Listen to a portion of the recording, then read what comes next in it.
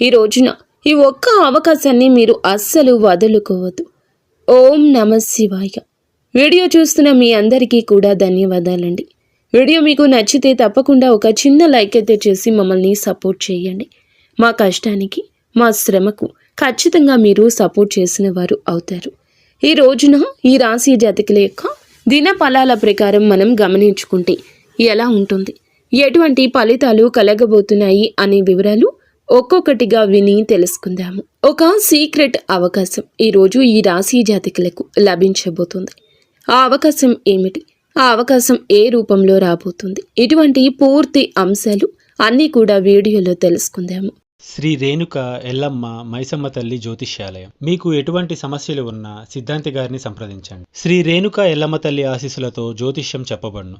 భార్యాభర్తల సమస్యలు, ప్రేమ సమస్యలు, కుటుంబ సమస్యలు, డబ్బు, వ్యాపారం సమస్యలు, నమ్మిన స్త్రీ లేదా పురుషులు రావడానికి ప్రత్యేకమైన పూజలు చేయబడును. మీరు కోరుకున్న పనులు మూడో వాళ్ళకి తెలియకుండా పూజలు చేయబడును. ఇంకా ఎటువంటి సమస్యలు ఉన్నా సిద్ధాంతి గారిని సంప్రదించండి. Phone number 8855836332. మీకోసం కాస్తంత సమయాన్ని మీరు వెచ్చించుకుని ఈ వీడియో చూస్తే మీకే అంతా బోధపడుతుంది. భగవంతుడే మా నోటి మాటల ద్వారా వీటిని పలికిస్తున్నాడంటూ అర్థం చేసుకోండి. జీవితంలో నిందలు, ఆరోపణలు వీరిని ఎంతగా బాధించినా సరే, ఆర్థిక పరిస్థితులు వీరిని ఎంతగా ఇబ్బంది పెట్టినా వాటి ప్రభావాన్ని అర్థం చేసుకుంటారు, ముందుకు సాగిపోతారు. ఇటువంటి స్వభావం వీరి యొక్క సొంతంగా చెప్పొచ్చు. అలాగని జీవితంలో ఏదో ఒకటి సాధించాలని తపన వీరికి నిరంతరం ఉండడం చాలా ముఖ్యం. ఈ కారణంగా సుఖ జీవితానికి కూడా చాలా దూరం అవుతారు. వ్యక్తిగత ప్రతిష్టకు ప్రాధాన్యత ఇస్తారు. ఆర్థిక విషయాల్లో సమర్థవంతులుగా మంచి పేరు ప్రఖ్యాతలు సంపాదించుకుంటారు. ముఖ్యంగా ఈ రోజున ఈ రాశి జాతకుల యొక్క గోచార ఫలితాలు చూస్తే గనక ఉదయం సూర్యుడు 6:12 ఉదయిస్తాడు. మీరు నిద్ర నుంచి లేచి ఒక ప్రశాంతవంతమైన ప్రారంభాన్ని చేయండి. చిన్న వ్యాయామం లేదా మంచి బ్రేక్ఫాస్ట్ తీసుకోవడం మీకు ఉత్తమం. ఈరోజు రాహుకాల సమయం వచ్చేసి ఉదయం 7:39 నుంచి రాత్రి 9:07 వరకు ఉంటుంది. ఈ యొక్క సమయంలో కొత్త నిర్ణయాలు తీసుకోవద్దు, కొత్త పనులు అస్సలు ప్రారంభించద్దు.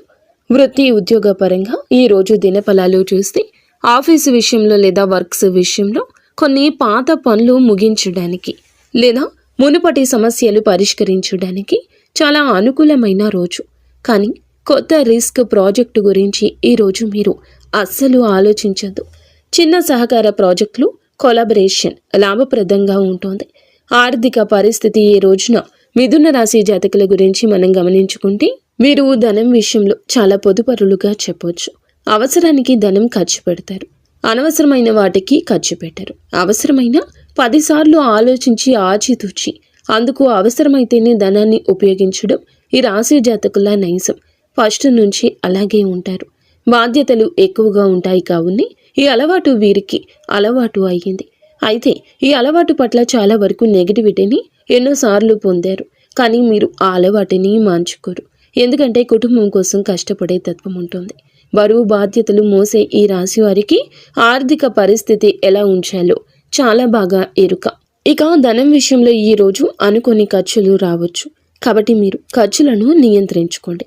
చిన్న పెట్టుబడులు లేదా పొదుపు ఆలోచనలు ఈ రోజు మీకు అదృష్టాన్ని తీసుకొస్తాయి.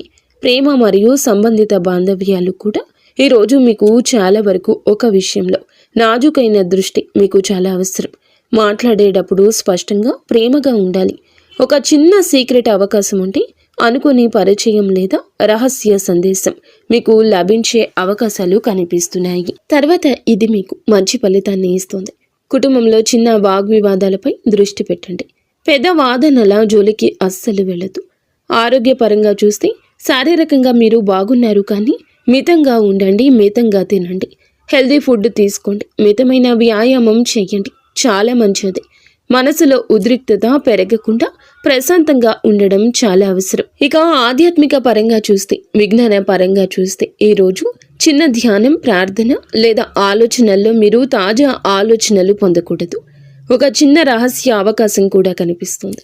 ఆలోచనల ద్వారా ఒక కొత్త దిశను గుర్తించగలుగుతారు. మీ ముందుకు వచ్చే మీ యొక్క సీక్రెట్ అవకాశం ఏదైతే ఉంటుందో అది చిన్నదే అయినప్పటికీ కూడాను మీకు చాలా సానుకూల మంచి ఫలితాన్ని ఇస్తుంది.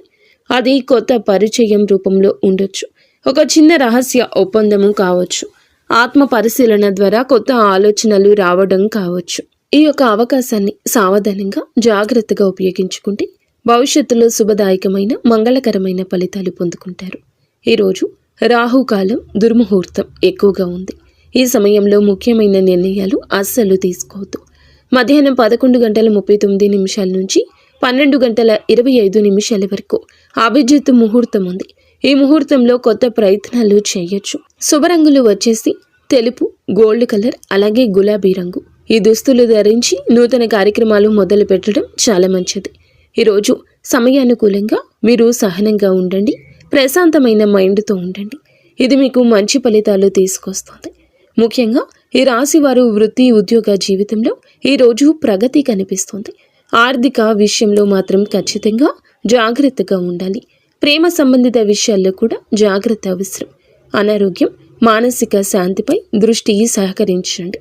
ఒక చిన్న సీక్రెట్ అవకాశం మీకు రాబోతుంది. అయితే ఈరోజు సమతుల్యత, జాగ్రత్త, ఆత్మ పరిశీలన గల రోజు. ఈరోజు సానుకూల దృక్పథం కుదిరితే మంచి ఫలితాలు సాధించగలుగుతారు. ఇక చూస్తే ఆత్మ పరిశీలనకు కూడా ఇది మంచి రోజు అని చెప్పుకోవచ్చు.